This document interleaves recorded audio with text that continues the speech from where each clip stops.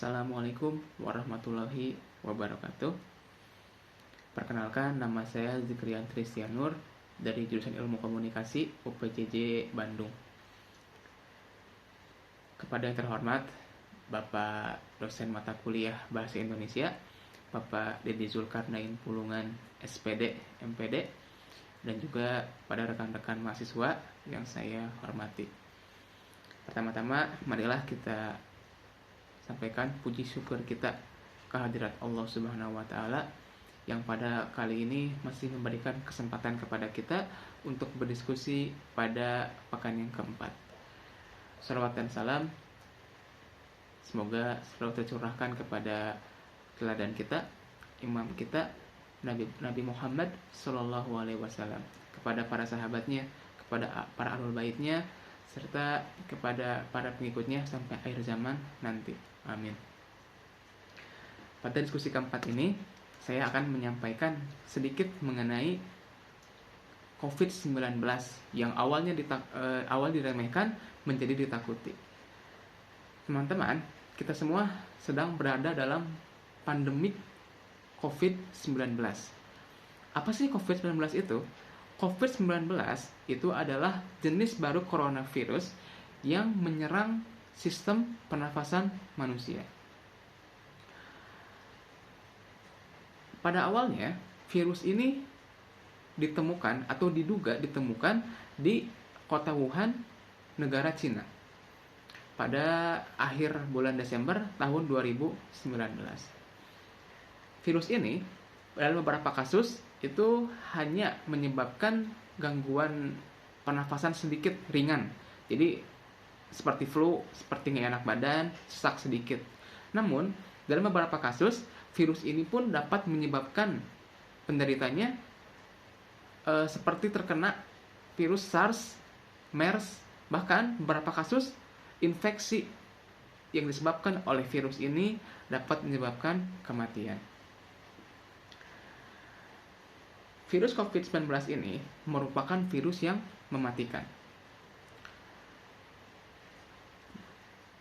Karena virus ini menyerang langsung kepada sistem kekebalan tubuh manusia. Ditambah lagi, virus ini dapat bersembunyi sehingga kekebalan tubuh kita bisa saja gagal mengenali dan menanggapi si virus ini. Kita juga melihat bahwa virus ini dapat mengakibatkan efek yang lebih besar itu bagi orang-orang yang memiliki penyakit bawaan seperti penyakit paru-paru, penyakit ginjal, penyakit liver, dan penyakit berat lainnya. Kita melihat bahwa perkembangan penularan kasus COVID-19 ini dari awal muncul di Indonesia sekitar akhir tahun 2019 itu naiknya cepat. Jadi perkembangan penularan itu sangat besar dan luas. Namun, kita melihat bahwa di awal mula munculnya virus ini di Indonesia, kita melihat bahwa sebagian masyarakat kita itu seperti meremehkan dan seperti yang tidak peduli dengan virus ini. Mengapa hal ini bisa terjadi? Saya pribadi berpendapat bahwa ada dua hal yang membuat hal ini terjadi.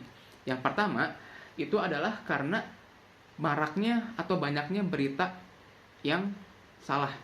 Jadi dulu kita sering mendengar bahwa COVID ini mah tidak berbahaya, COVID ini mah hanya sementara dan cepat berakhir gitu. Namun kita lihat bahwa sekarang sudah mau 2 tahun, namun pandemik ini belum usai. Lalu yang kedua, penyebab masyarakat itu seperti meremehkan virus ini di awal mulanya adalah karena masih sedikitnya korban dari virus ini. Sekarang kita melihat ketika pertengahan tahun 2020 kemarin, ketika mulai tinggi kasus COVID, masyarakat mulai menyadari bahwa virus ini itu berbahaya dan harus diwaspadai. Selain itu juga, kita melihat bahwa makin virus ini mencapai tingkat paling tinggi penyebarannya, orang-orang yang mungkin dulu awalnya meremehkan, tidak memedulikan virus ini, justru menjadi yang paling ketat dalam menerapkan protokol kesehatan. Toko-toko yang kita lihat awalnya seperti tidak terlalu memperhatikan prokes saat awal mula muncul virus ini, sekarang menerapkan prokes yang sangat ketat. Sebelum kita berbelanja, kita harus mencuci tangan dulu, kita harus pakai masker, dan kita harus menjaga jarak. Maka dari itu, kita lebih harus berhati-hati dalam menyikapi berita-berita yang mungkin berhubungan dengan COVID-19 ini. Mungkin di akhir penyampaian saya, semoga kita semua dilindungi, semoga kita semua dihindarkan dari virus COVID-19 ini. Semoga aktivitas kita bisa kembali menjadi normal, dan semoga pandemi COVID-19 ini akan segera berakhir.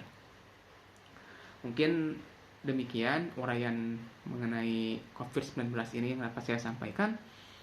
Semoga bermanfaat, khususnya bagi diri saya sendiri dan untuk teman-teman dan Bapak dosen.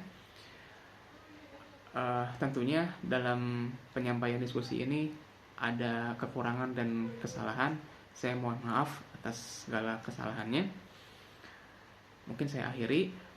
Wabillahi taufiq wal hidayah. Assalamualaikum warahmatullahi wabarakatuh.